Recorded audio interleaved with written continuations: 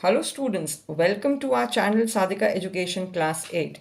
Exercise 14.2 question number 5 बहुत ही important concept आज हम सीखने जा रहे हैं और ये कॉन्सेप्ट सिर्फ क्लास 8 में ही नहीं हमारे काम आएगा बल्कि class 9th, 10th, 11th, 12th जब तक आप मैथ्स करेंगे तब तक आज सीखने वाला कॉन्सेप्ट आप हमेशा यूज़ करेंगे। कहीं ना कहीं बीच सम्स के भी आपको इस कॉन्सेप्ट को यूज़ में लेकर आना पड़ेगा, तो बहुत ध्यान से समझिएगा आज की वीडियो को। तो चलिए शुरू करते हैं। अभी तक आपने जितने भी क्वेश्चंस करे हैं एक्सरसाइज 14.2 में क्वेश्चन नंबर 5 से पहले, उसमें आपने जब फैक्टराइज करा किसी भी एल्जेब्रिक एक्सप्रेशन को तो आपने आइडेंटिटी यूज़ करी, जैसे a plus B whole square, a minus B whole square, A square minus B square. लेकिन इन क्वेश्चंस में अब आप आइडेंटिटी यूज़ नहीं कर पाएंगे। यहाँ पर ये जो कांस्टेंट टर्म है इसका आप कोई स्क्वायर नहीं कर पाओगे। तो इस तरीके के एल्जेब्रिक एक्सप्रेशन को हम किस तरीके से सॉल्व करें वो हम सीखेंगे। तो ऐसे क्वेश्चंस में जहाँ पर हम जो कांस्टेंट टर्म है उसका कोई हम स्क्वायर नहीं निकाल पा रहे हैं, कोई आइडेंटिटी यूज नहीं कर पा रहे हैं पूरी एल्जेब्रिक एक्सप्रेशन में, तो उसको हम मिडिल टर्म स्प्लिटिंग से करते हैं। मिडिल टर्म, ये जो आपकी जो मिडिल टर्म है इसको हम स्प्लिट कर देते हैं। तो उसको स्प्लिट करने के लिए हम क्या स्टेप्स फॉलो करेंगे वो समझ लेते हैं। कि सबसे पहले जो है हम ऐसे दो नंबर्स खुद से सोचेंगे कि जिनका प्रोडक्ट जो है वो कांस्टेंट टर्म है और उन्हीं दो नंबर्स का जो सम है वो कोएफिशिएंट ऑफ एक्स है। बड़ा अजीब सा लगा ना सुनने में, लेकिन कुछ भी अजीब नहीं है, बहुत ही सिंपल है। Find two numbers whose product is constant term. ये जो आपकी कांस्टेंट टर्म है, कांस्टेंट टर्म मतलब इसके साथ कोई भी वेरिएबल नहीं है, ऐसे दो नंबर्स जिनको मल्टीप्लाई करोगे तो आपको 8 मिलेगा और उन्हीं दो नंबर्स को प्लस कर दोगे तो आपको ये जो कोएफिशिएंट ऑफ द वेरिएबल है, ये जो कोएफिशिएंट आपको बोला है x का, यहाँ पर p है, तो जो कोएफिशिएंट है आपका प्लस करने के बाद उन्हीं दो नंबर्स को आना चाहिए। तो स्टेप बाय स्टेप मैं आपको करवाऊंगी कि फर्स्ट स्टेप में ये है तो पहला फर्स्ट स्टेप ये इतना ही करके देखते हैं, तब नेक्स्ट स्टेप को हम देखेंगे कि क्या स्टेप होता है। पहले इतना करते हैं। तो सबसे पहले हमें क्या करना है, टू फाइंड टू नंबर्स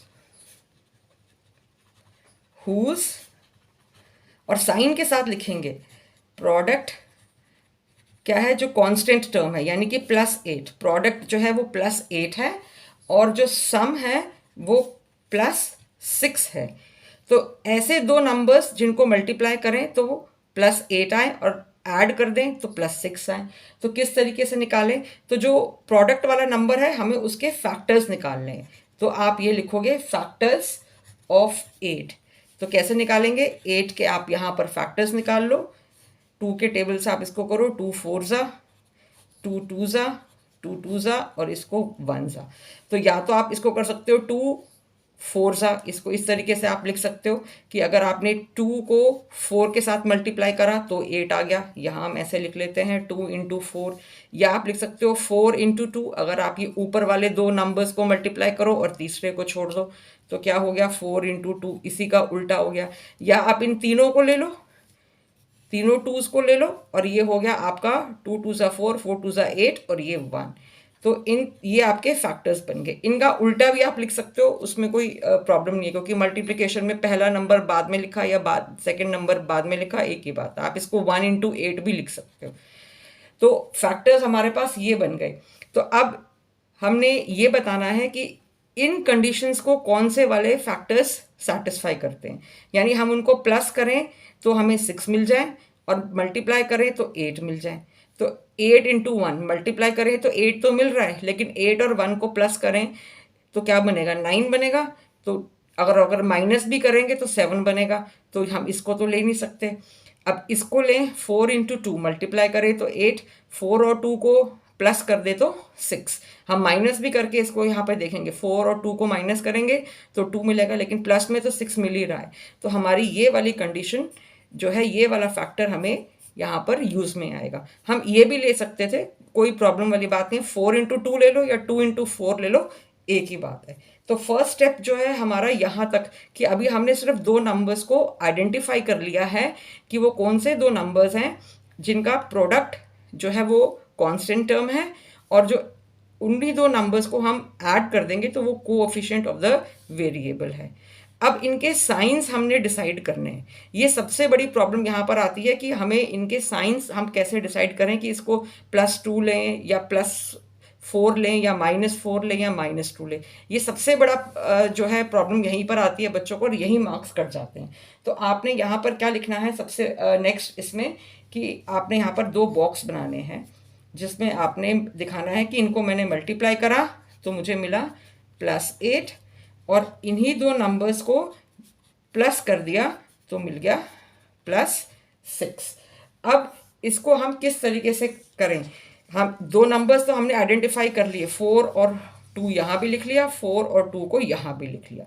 तो अब हमारे पास 4 कंडीशंस है कि या तो प्रोडक्ट पॉजिटिव है और सम भी पॉजिटिव है क्वेश्चन में, यहाँ पर हमारा प्रोडक्ट भी पॉजिटिव है और सम भी पॉजिटिव है। तो ये हमारी फर्स्ट कंडीशन के हिसाब से यहाँ पर हम इसको यूज़ करेंगे कि कौन सा साइन लगाएंगे हम नंबर में। इसी तरीके से और भी कंडीशंस है, ये मैं आपको हर सम के साथ समझा दूंगी। अभी वाला ये जो फर्स्ट क्वेश्चन है इसमें प्रोडक्ट और सम दोनों पॉजिटिव है। When product is positive and sum is positive, तो क्या होगा? प्रोडक्ट तब पॉजिटिव होता है या तो दोनों नंबर्स पॉजिटिव हो या दोनों नंबर्स नेगेटिव हो। और सम पॉजिटिव कब हो जाएगा? जबकि दोनों नंबर्स पॉजिटिव होते हैं, तभी कोई भी दो नंबर्स को प्लस करने पर हमें प्लस वाला आंसर मिलेगा। ठीक है, तो हमें क्या करना है, दोनों नंबर्स को हमने पॉजिटिव यहाँ रखना है, यानी कि जो 4 और 2 हैं इन दोनों पे प्लस का साइन बिल्कुल आराम से लगा दो। ठीक है, यानी कि आपके जो दो नंबर्स रिक्वायर्ड हैं तो आप लिखोगे यहाँ पे therefore the 2 required numbers are +4 and +2।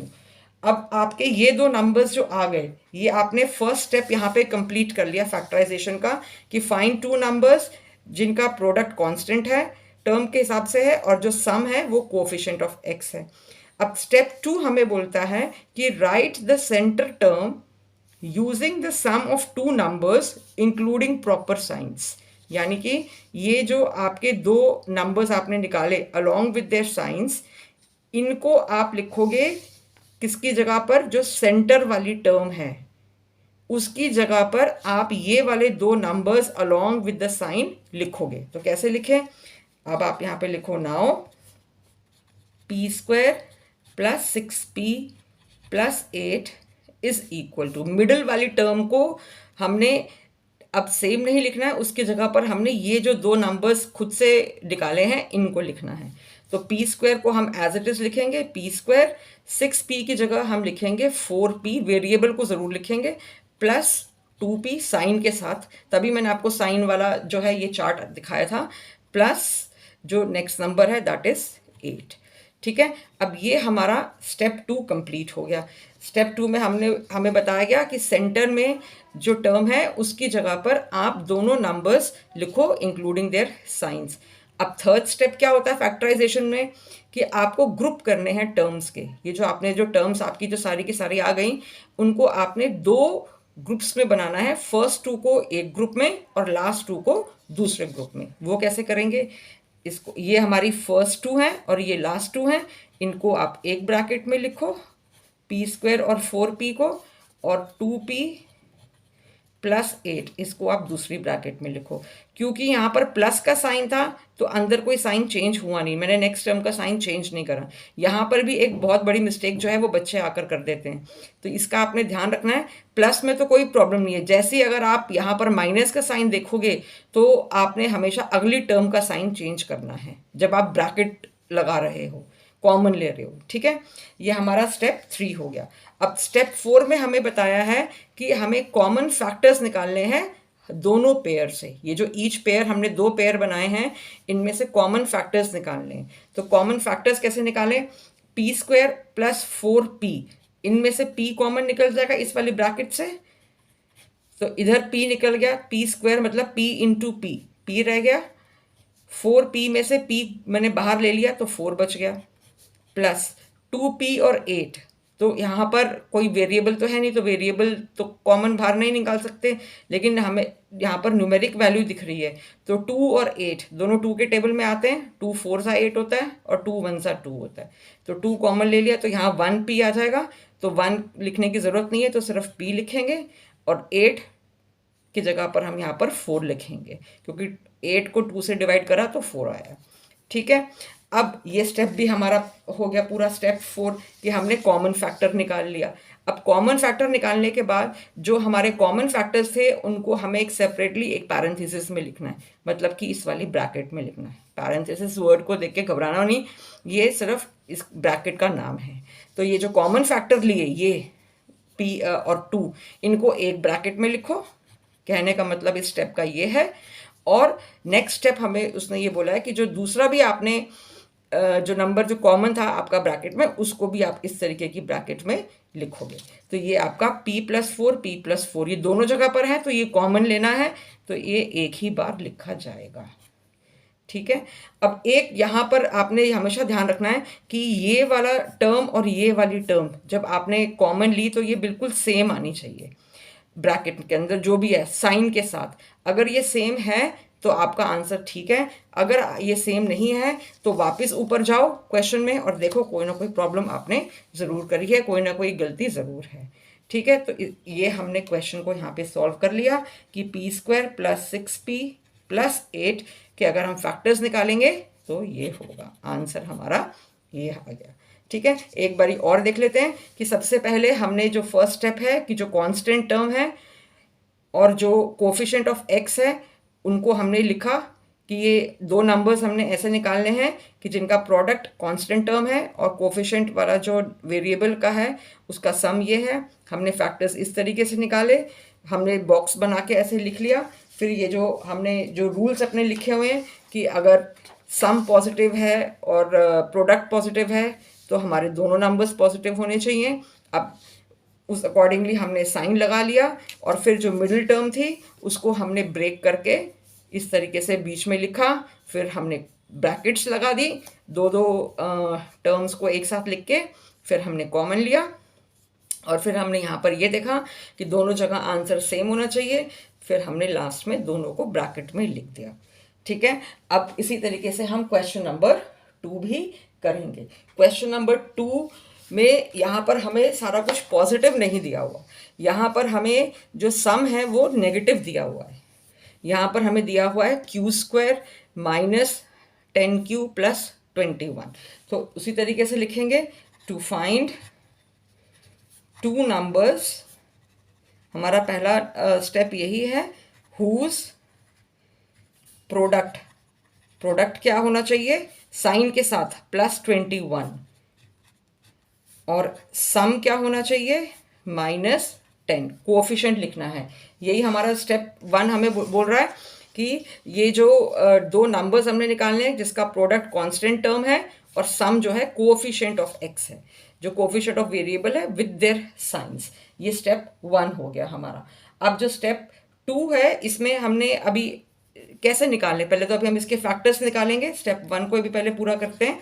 Factors of 21, तो 21 के फैक्टर्स हम यहाँ पर निकाल लेते हैं। 21 किसके टेबल में जाता है, 3 7 7 के टेबल में ही जाएगा और ये 1 सा, तो यानी कि 3 × 7। या तो हम ऐसे लिख सकते हैं 3 × 7 21 होता है, या 7 × 3 भी लिख सकते हैं, एक ही बात है। या हम 21 × 1 भी, पूरा ये एक 21 और ये 1 सा, या 1 × 21 भी लिख सकते हैं। ये हमारे ऊपर अब डिपेंड करता है। अब हमने ये देखना है कि इन चारों में से, या रादर इन 2 में से, क्योंकि हमने 2 तो उल्टे करके ही लिख दिए, तो कौन से ऐसे 2 नंबर्स हैं कि जिनको अब हम प्लस करेंगे तो -10 आ जाएगा। तो 21 और 1 प्लस कर देंगे तो 22, माइनस कर देंगे तो 20। ये तो हमें आएगा नहीं ये दोनों यूज़ में। अब 7 और 3 इनका ही दिखाई दे रहा है कि प्लस कर देंगे तो क्या आएगा, 10 आ जाएगा। तो 3 + 7 ले लो या 7 + 3 ले लो, इन दोनों में से कोई भी आप ले सकते हो, कोई प्रॉब्लम नहीं है। तो अब हम यहाँ पर ये बॉक्स बना देते हैं कि 2 नंबर्स को मल्टीप्लाई करें तो आंसर आएगा हमारा +21, और उन्हीं 2 नंबर्स को प्लस कर दें तो आंसर आएगा हमारा -10। तो 3 और 7 ले लेते हैं। ये फर्स्ट वाला मैंने ये 3 और 7 लिख दिया, 3 और 7 लिख दिया। अब साइन डिसाइड करें कि साइन इसमें कौन सा लगेगा। साइन के लिए अब हम अपना ये वाला चार्ट देख लेते हैं कि इसमें हमारा प्रोडक्ट जो है वो पॉजिटिव है, प्रोडक्ट जो है वो पॉजिटिव है और सम जो है वो नेगेटिव है। सम नेगेटिव है तब क्या होगा, प्रोडक्ट पॉजिटिव कब हो सकता है दो नंबर्स का, जब या तो दोनों नंबर्स पॉजिटिव हो या दोनों नंबर्स नेगेटिव हो। और सम नेगेटिव कब होगा, जब दोनों नंबर्स नेगेटिव होंगे। ये वाला जो नीचे वाला ये जो है, इसको ध्यान में रखते हुए आपने दोनों नंबर्स में साइन लगाना है जो दो नंबर्स आपने चूज करें। तभी मैंने यहाँ पर ये स्टार लगा दिया है। वीडियो को पॉज करके आप ये लिख लेना सारा कुछ, सो दैट आपको हमेशा याद रहेगा कि कैसे इनको यूज़ करना है। और अल्टीमेटली तो आपको ये रूल्स याद होने चाहिए और ऑटोमेटिकली जैसे आप नंबर्स को देखो तो आप इन रूल्स को अप्लाई कर सको। इसीलिए मैंने आपको बिल्कुल ये क्लियरली लिख के दे दिया कि आपको ये लर्न करने में डिफ़िकल्टी ना आए। तो अगर सम पॉजिटिव है और सॉरी प्रोडक्ट पॉजिटिव है और सम नेगेटिव है, तो दोनों नंबर्स क्या होंगे, नेगेटिव होंगे। जो दोनों नंबर्स हमने निकाले हैं वो नेगेटिव होंगे। तो इनमें आराम से आप दोनों नंबर्स में यहाँ नेगेटिव लगाएंगे, दोनों जगह पर, प्रोडक्ट में भी और सम में भी। अब आप इसको देख भी सकते हो, 3 इंटू 7 21 होता है, माइनस इंटू माइनस प्लस हो गया। -3 और -7 दोनों नंबर्स के साथ माइनस है तो करेंगे प्लस और साइन माइनस का लगेगा। यही आज तक हम सीखते हुए आ रहे हैं। तो अब हमारा स्टेप 1 पूरा हो गया। अब स्टेप 2 में हमें ये बोला था कि हमने इनको जो मिडिल टर्म हमारी है इसको ब्रेक करना है। जो सेंटर वाली टर्म है उसकी जगह पर हमने जो दो नंबर्स हमने चूज करे हैं अलॉन्ग विद देयर साइंस, हमें वो दो नंबर्स लिखने हैं और जो क्वेश्चन में हमें मिडिल टर्म वाला नंबर दिया था उसको नहीं लिखना है। तो वही कर लेते हैं। क्वेश्चन में लिखते हैं क्यू स्क्वायर, पहले लिखते हैं कि हमारे ये नंबर्स कौन से हैं। तो the required numbers are, sign के साथ लिखेंगे -3 एंड -7। आपका -7 और -3 भी हो सकता है, कोई प्रॉब्लम नहीं है, एक ही बात है। सो नाउ अब आप लिखेंगे इसको Q square -10Q plus 21 is equal to Q square. अभी आपकी मिडिल टर्म -10Q है, इसकी जगह पर आप लिखेंगे -3Q, वेरिएबल ज़रूर लिखेंगे साथ में, -7Q प्लस 21। ये आपका सेकेंड स्टेप हो गया। अब स्टेप 3 में हमें बोला था कि ये जो आपकी जो टर्म्स आ गई इनको आप दो पेयर्स में बनाइए। फर्स्ट 2 टर्म्स को एक पेयर में और लास्ट 2 टर्म्स को दूसरे ब्रैकेट के अंदर हमने लिखना है। तो अब हम वही लिख लेते हैं। तो ये हो गया हमारा क्यू स्क्वायर -3Q, ठीक है। और यहाँ पर ये माइनस का साइन है, माइनस बाहर ले रहे हैं तो अंदर का साइन चेंज होगा, ये हमेशा याद रखना। जैसे ही माइनस का साइन आपने बाहर लिया तो दैट मीन्स ये प्लस हो गया। यहाँ पर -7 से हटके यहाँ पर +7 हो गया और ये हो गया -21, ठीक है। अब यहाँ पर हम क्या करेंगे, स्टेप अपने नेक्स्ट में आएंगे, दैट इज स्टेप 4। इसमें अब हमने कॉमन फैक्टर लेना है। जो भी हमने दोनों पेयर बनाए हैं उनमें से कॉमन फैक्टर लेंगे। तो कॉमन फैक्टर कैसे निकालेंगे, यहाँ पर हमारे पास क्यू स्क्वायर है, यहाँ पर क्यू है, तो दैट मीन्स वेरिएबल ले सकते हैं, लेकिन कोई भी नंबर नहीं है। यहाँ पे 3 है और यहाँ पे कोई नंबर नहीं है, तो नंबर कोई कॉमन नहीं निकाल पाएंगे, हम सिर्फ वेरिएबल निकाल पाएंगे। तो हमने यहाँ पर वेरिएबल निकाला क्यू स्क्वायर होता है क्यू इंटू क्यू, तो एक क्यू बाहर आ गया, अंदर एक क्यू रह गया, यहाँ पे क्यू बाहर चला गया, सिर्फ -3 रहा। अब ये माइनस का साइन बाहर है।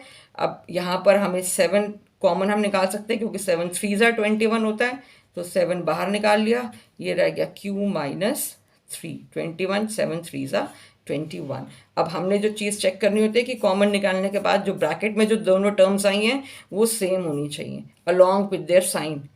यहाँ तक अगर आपने ठीक कर लिया तो क्वेश्चन अभी तक आप ठीक कर रहे थे, वरना आपका क्वेश्चन गलत है, ठीक है। अब नेक्स्ट स्टेप में हमारा क्या है कि जो हमने जो कॉमन जो लिया है उसको भी ब्रैकेट में लिखना है, पैरेंथेसिस में लिखना है, और जो हमारा जो कॉमन वाला एक और ब्रैकेट था उसमें से सिर्फ एक वाले नंबर को हमने लिखना है, एक ब्रैकेट के नंबर को लिखना है। सिर्फ एक Q -3 को लिखेंगे, इसको नहीं लिखेंगे, सिर्फ एक को लिखेंगे। तो Q -7 इसको ब्रैकेट में कर दिया जो कॉमन था, और एक Q -3 को हमने यहाँ से ले लिया। तो ये हमारा क्वेश्चन हो गया सॉल्व। तो हमारा क्यू स्क्वायर -10Q प्लस 21 के फैक्टर्स हैं q-7, q-3। ये हमारा आंसर हो गया। ठीक है, अब इसी तरीके से हम करेंगे क्वेश्चन नंबर 3। क्वेश्चन नंबर 3 में भी हमारे पास जो है वो जो दो नंबर्स दिए हुए हैं, कांस्टेंट में हमारे पास नेगेटिव है और सम हमारे पास पॉजिटिव है। तो स्टेप 1 में हमने क्या फाइंड करना है, दो ऐसे नंबर्स जिनका प्रोडक्ट कांस्टेंट टर्म है और सम कोएफिशिएंट ऑफ x है, तो फाइंड कर लेते हैं। लिखेंगे यहाँ पर to find two numbers whose, sign के साथ लिखेंगे, साइन बहुत इंपॉर्टेंट है।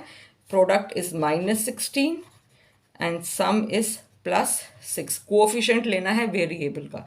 ठीक है, अब ढूंढिए ऐसे दो नंबर्स। तो वो दो नंबर निकालने के लिए आपको फैक्टर्स बनाने हैं जो प्रोडक्ट वाला नंबर है। तो फैक्टर्स ऑफ 16 के फैक्टर्स बताइए, कहाँ आता है 16? 2 8 ज़ा, 2 4 ज़ा, 2 2 ज़ा और ये 2 2 ज़ा। तो आ सकता है 2 8 ज़ा, पहले 2 ले लिया और नीचे के ये छोड़ दिए। उसके बाद हमारा आ गया 4 4 ज़ा, ये दो नंबर्स और उसके बाद ये दो नंबर्स 4। फिर इसको हम ये 3 8 2 ज़ा भी कर सकते हैं, 16 1 ज़ा भी कर सकते हैं और इनका उल्टा भी लिख सकते हैं सबका। तो अब फैक्टर्स तो हमने निकाल लिए, लेकिन अब हमने ये बताना कि उनको दोनों नंबर्स को प्लस भी करें तो हमारे पास 6 आए। मल्टीप्लाई करने पर हमारे पास आ तो रहा है 16 इन सब पे, लेकिन प्लस करें तो क्या, 4 और 4 को प्लस करेंगे तो क्या आएगा, 8 आएगा, 6 तो नहीं आएगा। तो इसको तो हम नहीं ले सकते। 2 और 8 और 8 और 2 इन दोनों में से हम किसी को भी ले सकते हैं, क्योंकि इनको दोनों को प्लस कर दें तो 10 आएगा, लेकिन माइनस करें तो ज़रूर 6 आता है। ठीक है, तो या तो हम ये वाला ले सकते हैं या हम ये वाला ले सकते हैं। तो अब हम इसमें ये लिखेंगे कि सपोज हम 2 और 8 को ही ले लेते हैं। तो हम ये इसको यहाँ पर बॉक्स बनाएंगे कि दोनों नंबर्स को हमने मल्टीप्लाई करा तो आंसर आया हमारे पास -16, और उन्हीं दो नंबर्स को हमने प्लस कर दिया तो हमारे पास आंसर आया +6। तो पहले तो मैंने नंबर लिख दिया 2 और 8। अब साइन मैं कौन सा लगाऊं, हम अपने चार्ट पर आ जाते हैं जो हमारे लिए बहुत हेल्पफुल है कि यहाँ पर प्रोडक्ट नेगेटिव है और सम पॉजिटिव है। तो product is negative and sum is positive. तो यही हमारी कंडीशन यहाँ आ रही है, प्रोडक्ट नेगेटिव सम पॉजिटिव। तो क्या होगा, इसमें जो न्यूमेरिकली ग्रेटर वाला जो नंबर होगा वो पॉजिटिव होगा और जो दूसरा नंबर होगा छोटा वाला नंबर वो नेगेटिव होगा। अगर ऐसी कंडीशन है कि प्रोडक्ट नेगेटिव है और सम पॉजिटिव है तो जो नंबर बड़ा वाला नंबर है वो पॉजिटिव है, यानी कि 2 और 8 में से 8 बड़ा है तो ये प्लस लगाइए इसमें, और जो छोटा नंबर है उसमें माइनस लगाइए। अगर आप 2 को इधर लिख देते तो आप यहाँ पर -2 लगाते और इधर +8 लिखते। कहीं पे भी आप नंबर को लिखो, लेकिन आपको रूल बहुत ही क्लियर है कि जो न्यूमेरिकली ग्रेटर नंबर है उसको पॉजिटिव रखना है और दूसरे नंबर को नेगेटिव रखना है। ठीक है, जो न्यूमेरिकली बड़ा नंबर है उसको पॉजिटिव रखना है। ये रूल्स आपके लिए बहुत इंपॉर्टेंट है, आप इनको ज़रूर लिख लेना और याद भी कर लेना, तभी ये मिडिल टर्म स्प्लिटिंग वाले क्वेश्चंस आपसे होंगे।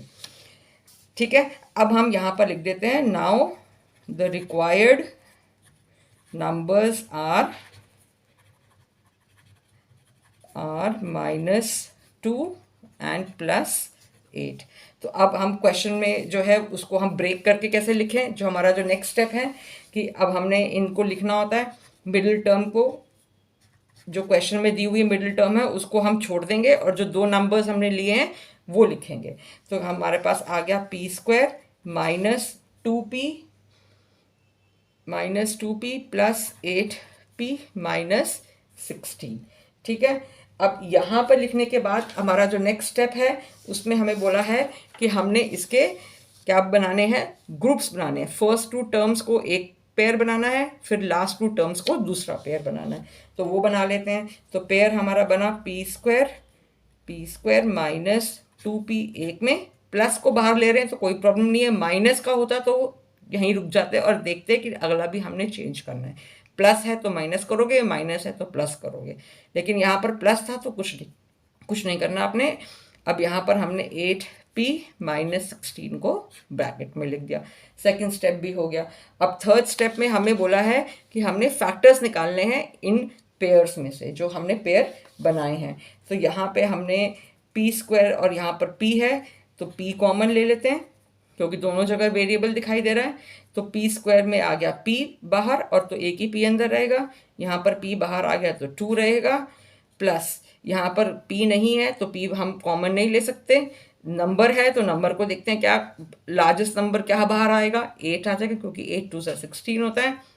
8 ले लिया, p रह जाएगा एज इट इज और 8 2 सा 16। अब यहाँ पर आके हमने एक चेक करना होता है अपना कि ये वाली टर्म और ये वाली टर्म साइन के साथ बिल्कुल सेम है कॉमन लेने के बाद। इसका मतलब क्वेश्चन यहाँ तक हमने ठीक करा है। अब नेक्स्ट स्टेप हमें बोला गया था कि फैक्टर्स कॉमन लेने के बाद हमने कॉमन फैक्टर वाले को भी पैरेंथेसिस में करना है और जो कॉमन ऑलरेडी नंबर था उसको भी हमने ऐसे ब्रैकेट में लिखना है। तो p plus 8 and p minus 2, ठीक है। ये आपके यहाँ पर जो क्वेश्चन था p square plus 6p minus 16 के आप फैक्टर्स लिखोगे p plus 8 and p minus 2। ये क्वेश्चन नंबर 3 भी आपका हो गया। अब हमेशा की तरह हर क्वेश्चन के साथ मैं आपको कुछ एक्स्ट्रा क्वेश्चंस भी लिखवाती हूँ, करवाती भी हूँ, सो दैट आपको और ज़्यादा समझ में आ जाए कॉन्सेप्ट। तो अब हम वो कर लेते हैं। बहुत ही इंपॉर्टेंट क्वेश्चंस हैं ये एग्जामिनेशन पॉइंट ऑफ व्यू से। ये देख लेते हैं। जैसे कि सेम इसी तरीके से है। आप जैसे अभी हमने क्वेश्चन करा कि नेगेटिव में आपके पास कांस्टेंट टर्म है, सम भी नेगेटिव में है। तो ये वाला कॉन्सेप्ट अभी तक आपकी बुक में नहीं था, फोर्थ क्वेश्चन, लेकिन ऐसा भी होता है। आपको क्वेश्चन एग्जाम में ज़रूर आ सकते हैं ऐसे कि प्रोडक्ट भी नेगेटिव है और सम भी नेगेटिव है। तो हम क्या करते हैं, तो जो न्यूमेरिकली ग्रेटर नंबर होता है उसको हम नेगेटिव रखते हैं और जो छोटा वाला नंबर होता है उसको हम पॉजिटिव रखते हैं। तो इसके 45 के हमने ये फैक्टर्स बनाए। तो जो बड़ा वाला नंबर था उसको हमने नेगेटिव में रखा और जो छोटा नंबर था उसको हमने प्लस में रखा। यही रूल हमें बोल रहा है कि जो न्यूमेरिकली ग्रेटर है उसको हमने नेगेटिव में रखना है। किस केस में, अगर दोनों नेगेटिव हैं, प्रोडक्ट भी नेगेटिव और सम भी नेगेटिव। तो इसी तरीके से ऐसा ये हमने सारा सॉल्व करके ये दोनों नंबर्स में साइन लगाकर मिडिल टर्म की जगह -4x की जगह -9x और +5x लिखा, कॉमन लिया। कॉमन लेने के बाद चेक करा कि ये दोनों नंबर्स सेम होने चाहिए। उसके बाद हमने x + 5 को एक ब्रैकेट में करा और x - 9 को एक ब्रैकेट में रहने दिया। दोनों में से कुछ भी हम पहले लिख सकते हैं, इसमें कोई प्रॉब्लम वाली बात नहीं है, ठीक है। और उसके बाद ये हमारा आंसर आ गया। ये फर्स्ट क्वेश्चन मैंने आपको एक्सट्रैक्ट करवा दिया। एक सेकंड क्वेश्चन है और इसमें प्रोडक्ट नेगेटिव है और सम पॉजिटिव है। तो फैक्टर्स हमने निकाले। अब साइन लगाना ही सबसे बड़ी बात होती है। Product negative sum positive.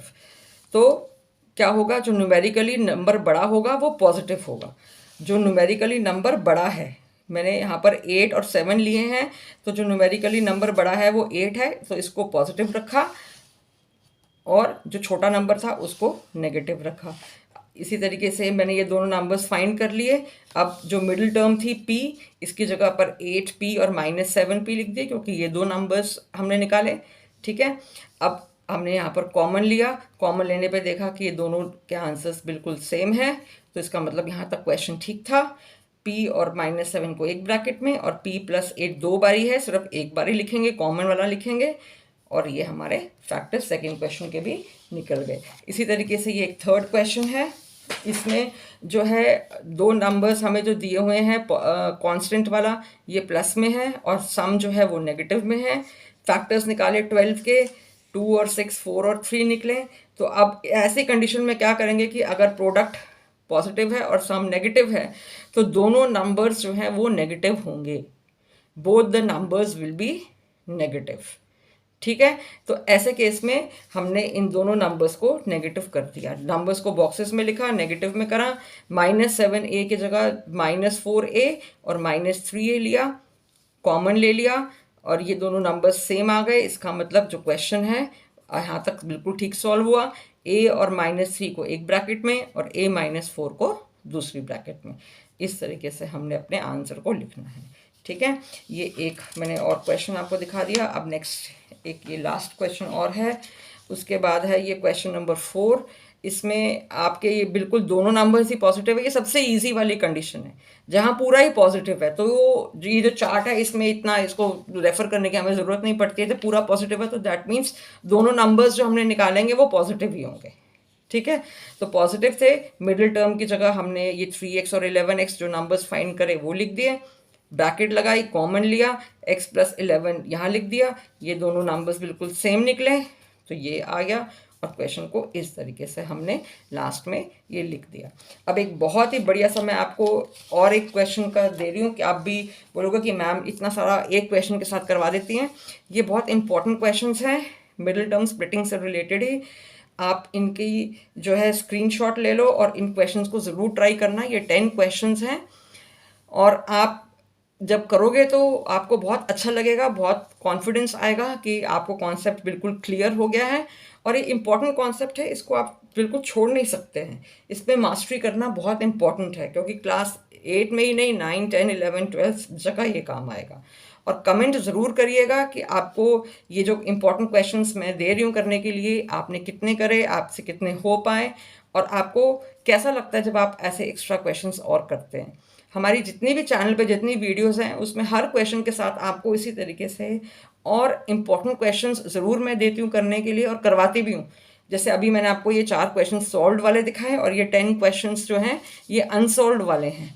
तो ये भी हर वीडियो में होते हैं। तो किसी भी लेसन के जो क्वेश्चंस में आपको दिक्कत आती है तो हमारे चैनल की वीडियोस को ज़रूर देखिए, सो दैट आपको जो इम्पोर्टेंट क्वेश्चंस और भी हैं उसी कॉन्सेप्ट से रिलेटेड वो भी आपके सामने बहुत ईजीली अवेलेबल हों। So thank you so much for watching. Channel पर नए आए हैं तो चैनल को ज़रूर सब्सक्राइब करिए, वीडियो को शेयर करिए, लाइक करिए। Thank you so much for watching.